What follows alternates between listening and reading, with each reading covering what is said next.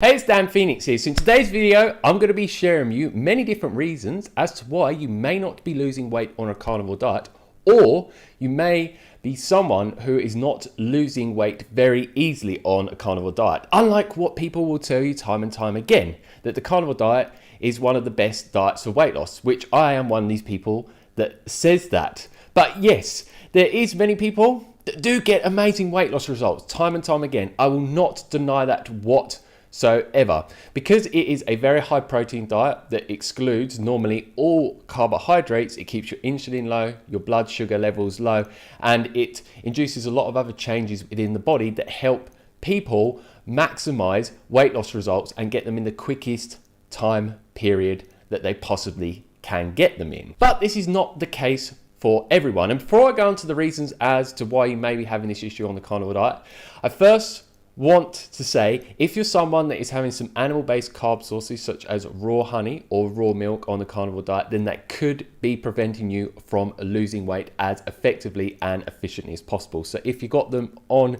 the carnivore diet that you're eating, you're having them on a regular basis, I would recommend excluding them for a period of time and seeing if you then start to lose weight a lot easier. And what will happen is when someone actually switches to a carnivore diet, initially, due to them cutting out the carbohydrates, which if they're having no raw honey or raw milk, then they're going to be on a zero carb carnivore diet.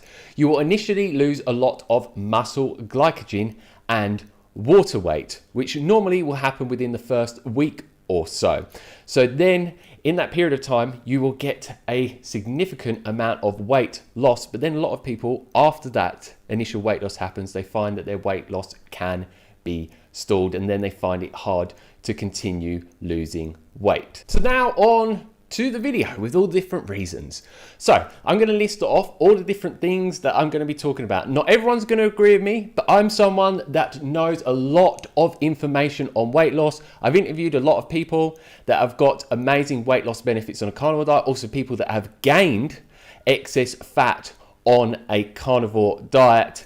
And I've just done so much research on weight loss for years and years and years, so I'm very knowledgeable on weight loss and helping people get amazing weight loss results. So first off, eating too much fat, and something that you will know of if you've been on a carnivore diet for some time or you've researched into it, you're going to get on one soon, is people tell you time and time again that you need to make sure that you're eating enough fat on a carnivore diet to feel as good as possible, because they say that a lot of people that fail on a carnivore diet because they're not feeling good, it is because they were not eating enough fat, which I can tell you, for people that need to lose weight and for people that maybe find it easier to put on excess fat, this is not always the best advice to give them. And I'll make a great example. My good friend Daniel, who is literally my best friend that I spend the most time around, he's a fat loss coach and he's helped so many people lose weight on a carnivore diet and many other diets as well, is his dad was morbidly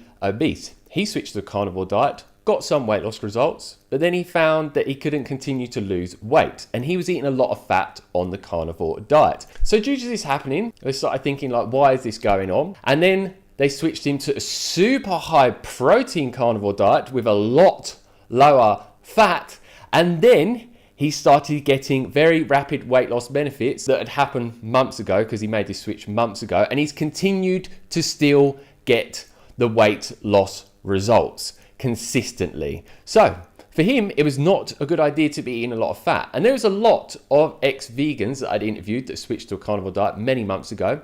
And 3 of the females found when they're on a carnivore diet, they went super high fat. And guess what happened to them? Especially when they're eating multiple meals that were high fat carnivore diet meals, they started to gain excess weight, more weight than they'd ever gained in their life. So there's definitely something to this, which this is going to bring me on to the next thing. So why is that happening for them? Well, for them and their own personal experience, and what Daniel said to me as well from his own personal experience, which he was on a raw carnivore diet for a year and then switched to a cooked carnivore diet for another year after that, is that he found that he could just eat way more calories when eating a higher fat carnivore diet. He found he wouldn't get as satiated from it. But when he upped the protein and lowered the fat, he became way more satiated for a longer period of time wouldn't need as much food within one sitting.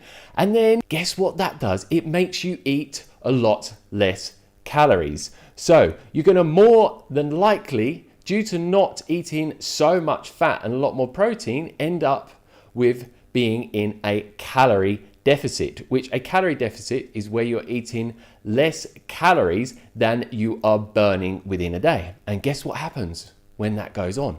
Your body will start to burn its own body fat as fuel. And I know I'm going to get many carnivore dieters, because I've done this before, say, oh, that's a load of garbage, calories in and calories out. That's just completely debunked. It's a load of myth.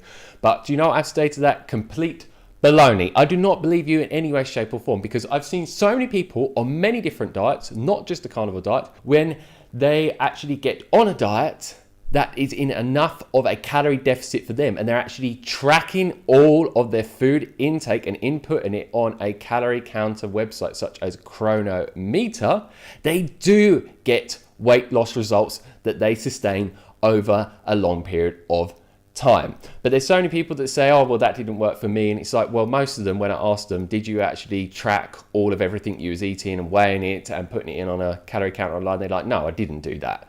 And most of the people that say this as well, they don't actually have lots of experience with helping people lose weight. So to those people, I say, I'm not going to listen to you whatsoever, even if you don't believe me, and say that in the comment section down below. And one name I actually want to mention with the eating too much fat is Dr. Sean Baker. He, many months ago, wanted to reduce his body fat percentage a lot. So he went from having a super high fat carnivore diet to a super high protein diet on the carnivore diet with a lot lower fat. And guess what he was finding? That he was starting to lose a lot of water weight over a period of time, and also body fat. And he wasn't someone that was even obese at all whatsoever. And there's just so many other people that I could list off time and time again that have found the same thing as well. And also a fix for this can be intermittent fasting. People that seem to eat 1 meal a day or 2 meals a day seem to find it a lot harder to gain excess body fat, because when you are reducing your meal frequency, for a lot of people, it's just harder to eat as many calories within a meal and throughout the whole day. Now to the next thing, which you may just have certain hormonal imbalances going on. And the tendency with people that put on water weight and excess body fat, they tend to have high estrogen, low testosterone, low DHEA, and they tend to have many other hormones that are not in the optimal range whatsoever. And guess what happens when they're not in the optimal range and they are actually low? It has a negative effect on your metabolism.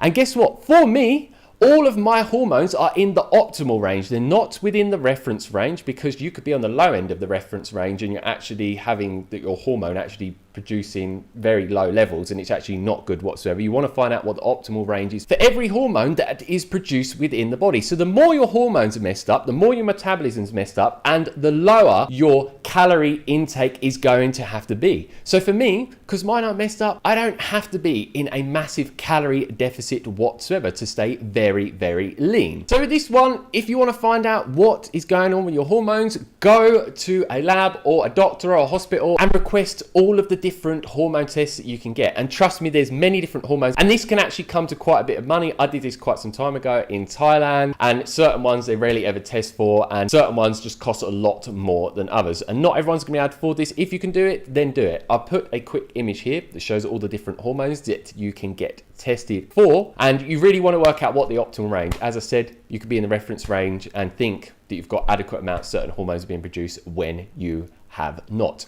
And it is just well known, for example, in the pro bodybuilding movement, when people take exogenous testosterone and they don't take what is known as a aromatase inhibitor, because when you take testosterone, it actually makes estrogen levels go up really high. And guess what happens when they don't take an aromatase inhibitor, which stops the estrogen levels from going really high? They end up gaining a lot of water weight and they gain fat. So this is just a great example of where it happens with people in that type of bodybuilding movement. And yeah, you don't have to be a bodybuilder, but that's just a great example of what can happen when your hormones are not optimal. This is why most people, when they're a lot younger, they tend to be a lot leaner and get fatter later in life, because for most people, when they are younger, their hormone production is a lot optimal. And as they start to get like to their 20s or their 25s or even over 30 and onwards, the hormone levels of everything just go down and down and down and down and down. And then their weight goes up and up and up and up and up. And now onto the second to last reason. You may be someone that has your thyroid actually not producing enough T3, T4 and TSH. But more specifically, the T3 is the one that even causes more of an issue with weight gain. And this has been seen time and time again. You can do research up online about this. It's very known in the scientific world on this type of specific subject. And with doctors, they know this as well, is that yes, when you don't have adequate amounts of T3, you will gain water weight and you will gain fat. It's really that simple. And again, pro bodybuilders, what do? When they want to lose as much fat as possible, there's many things to do. They go on a calorie deficit, they do more cardio and so on. But they also take synthetic T3. I don't recommend this, it has many side effects and it's not addressing the root cause of the issue. We're not having enough T3 being produced naturally.